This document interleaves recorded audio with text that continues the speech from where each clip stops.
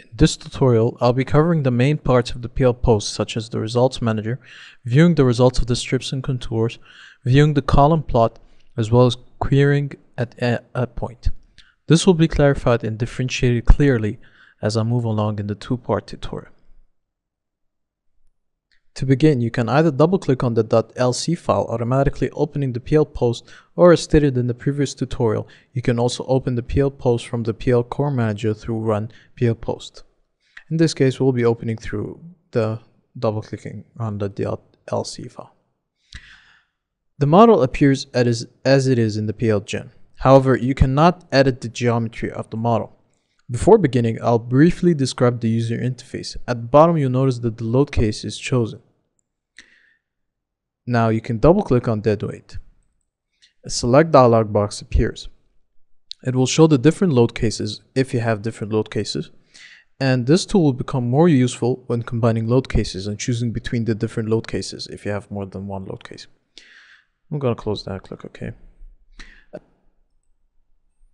At the top, we have 4 toolbars. The first is the main toolbar, which has the main basic functions. The second toolbar, the view toolbar, has similar options to the PL Gen, yet with more specific tools related to the PL post, which will be covered in this tutorial and others. The third toolbar is called the draw toolbar. This toolbar is essentially where you draw what type of result plotting or demonstration tool you wish to use. The fourth and final toolbar is called the action toolbar. It has the action tools which calculate and solve.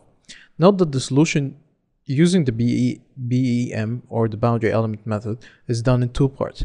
The first is the boundary solution, which is done using the Core Manager, and the second is done using the internal post-processing unit, or the PL post in this case, which is a real-time solution. Before I begin, I need to explain briefly some concepts. The Results Manager has many variables which can be chosen by the user. For this lab, you can use the query function, strips, and contours function. There are 2 types of variables that this program can produce. The first is a generalized displacements, and the second is generalized stress resultants. To clarify the difference, generalized displacements produce rotation values U1 and U2, as in the rotation in the X and Y directions respectively, and U3 is for deflection. Generalized stress resultants produce both shear and moments. Shear, which is denoted by Qx and Qy. Moment is divided into bending, which is denoted as Mxx and Myy, and twisting moment is denoted as Mxy. For the column plot, as in the next slide here,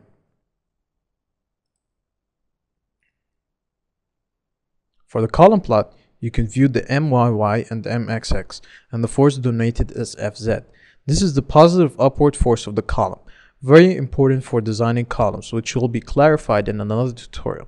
This positive direction is used in the PL post, the PL view, and the input files. First, I'll begin with a query at a point. Click on Query, click anywhere on the slab. A Solver dialog box appears with a monitor box as well.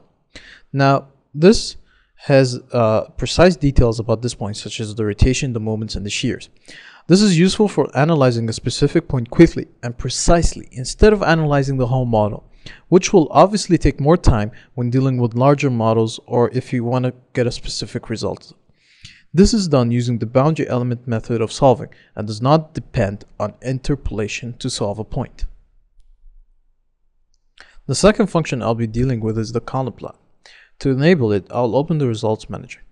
The Results Manager is divided into 3 parts: strips, contours, and column plot. At this stage, I'm concerned with the column plot only. I'll enable it here, close the dialog box, and refresh or scroll up and down, and you notice that the color has been updated. Now, we need to define these colors, so I'll toggle on the legend. Now, as you notice here, that the value is equivalent across all 4 columns, as this model is symmetrical. Scroll up and down if the legend does not appear. I will also toggle on the reactions to view the reactions on each column. So I'll toggle on the reactions here, scroll up and down, and there we go. We have the reactions. I'll go back to Results Manager, and I'm gonna toggle on Show Total Forces. Close the manager, refresh again. Now, as you notice, that the values on each column is precisely the same. However, when added, will reach 75 kilonewton per meter square. Now, this was the value that the value that was shown before I changed before I toggled on the show total force. I'll open the results manager now, and as you notice here that you can define the maximum or the minimum.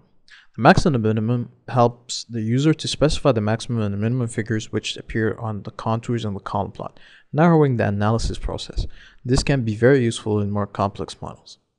Now, the other options will be discussed further in other tutorials. This concludes the first part of our tutorial.